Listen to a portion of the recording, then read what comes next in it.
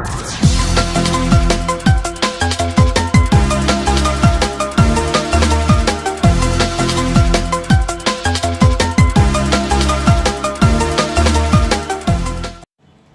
Gupta, senior chief warden, Delhi civil defence, Shahdara जिला।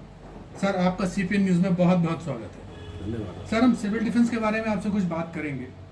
सबसे पहले कि सिविल डिफेंस ने बड़ा कोरोना काल में बहुत सारे काम किए हैं। कैसे काम किए हैं सिविल डिफेंस ने कोरोना काल में कोरोना पीड़ितों को लिए?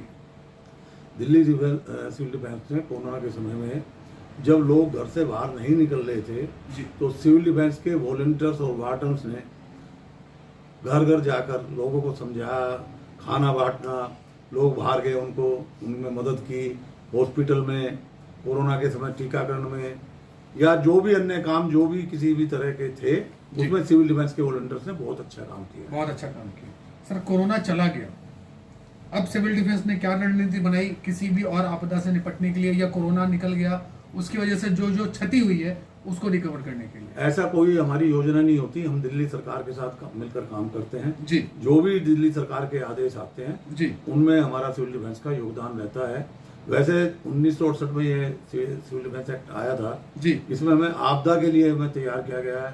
जी। जिस तरह युद्ध के समय में या किसी तरह की आपदा है जी। तो उसके लिए सिविल डिफेंस का रोल होता है। जी।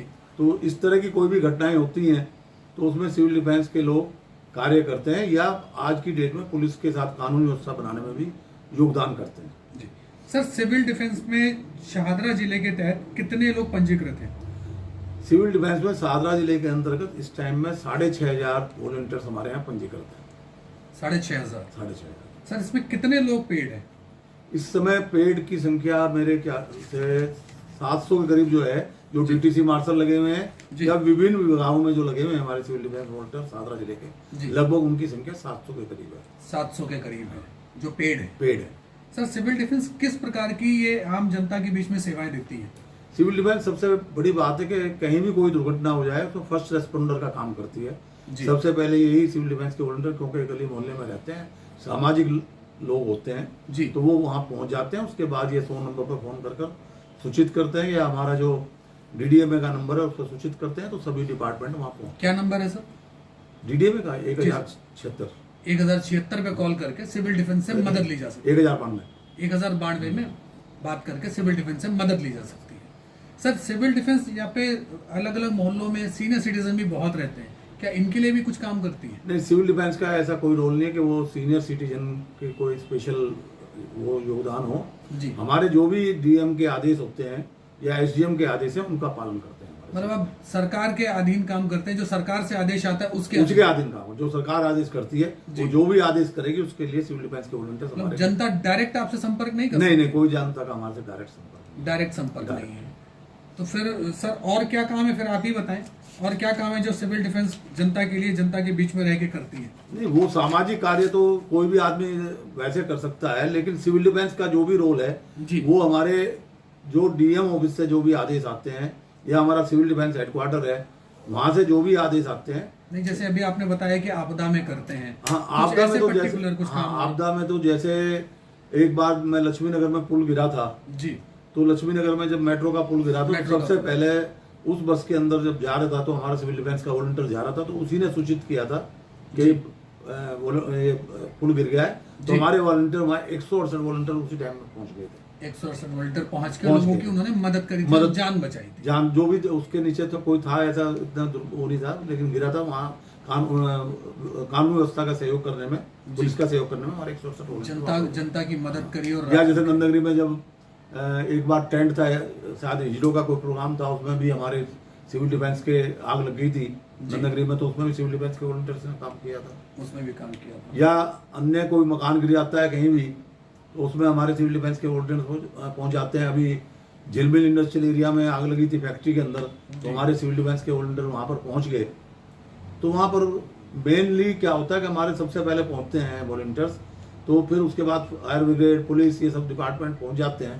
तो उसमें जो सहयोग सिविल डिफेंस का होता है वो सिविल डिफेंस का, मतलब आपका जो काम है, सिविल डिफेंस का जो काम है वो सरकारी मदद के द्वारा ही मदद करते हैं, ऐसे डायरेक्ट मदद उसकी नहीं है? नहीं, अगर जैसे कहीं दुर्घटना हो जाएगी वहाँ पहुँच जाएंगे, जो उचित है तो वो वहाँ कर सकते हैं। जैसे भी अभी मैं अभी आपकी आज तारीख हो गई 22 तारीख से लेकर 27 तारीख तक की हमारी ट्रेनिंग थी जी। CBRN की ट्रेनिंग बोलते हैं, केमिकल, बायोलॉजिकल, रेडियोलॉजिकल और न्यूक्लियर डिजास्टर होता है जी। उसके बारे में हमारी दिल्ली के 50 वॉलंटियर्स गए थे वहाँ, वार्डन वॉलंटियर्स। तो उसमें ये बताया गया जैसे केमिकल डिजास्टर या न्यूक्लियर डिजास्टर होगा जी तो उसमें हम लोगों ने क्या मदद कर सकते हैं जी क्योंकि सिविल डिफेंस का रोल सेकेंडरी है। जी तो उसके बारे में अभी ट्रेनिंग दी गई है। जी। जैसे अभी आपने मायापुरी में हुआ था, वहाँ दिल्ली यूनिवर्सिटी से कोई कबाड़ में सामान बेचा गया जी। तो उसमें रेडियोलॉजिकल होने से वहाँ 7 आदमी घायल हुए थे, 1 आदमी की डेथ हो गई थी। जी उस तरह के जो डिजास्टर होंगे तो उसमें सिविल डिफेंस क्या मदद कर सकता है।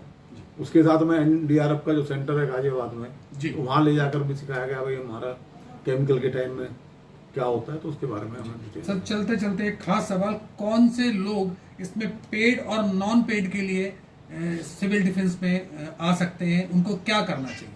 सिविल डिफेंस में 18 साल से लेकर जी किसी भी उम्र तक का आदमी भर्ती हो सकता है। जी। 5वीं पास हो जी और 18 साल से ऊपर उम्र हो जी। वो सिविल डिफेंस के अंदर भर्ती हो जाएगा। उसके 5 दिन की ट्रेनिंग होगी, जी। उसके बाद वो विधिवत रूप से सिविल डिफेंस का वॉलंटियर बन जाएगा। जी उसके बाद वो जो भी ड्यूटी आएंगी जी जिस तरह की होंगी, कुछ जैसे DTC मार्शल के लिए हमारे यहाँ 50 साल की एज है जी लेडीज के लिए 45 साल की एज है जी और 10वीं पास होना चाहिए। तो जी। DTC मार्शल अगर वैकेंसी आती है तो लग सकता है कोई भी जी। volunteer। सर पेड और नॉन पेड की बात मैंने आपसे पूछी हाँ थी, मैं पेड के लिए ही बताया ना वो। ये पेड के लिए आपने बताया। DTC मार्शल अगर कहीं भी लगेगा या किसी भी डिपार्टमेंट में जाएगा तो पेड हो जाएगा। जी।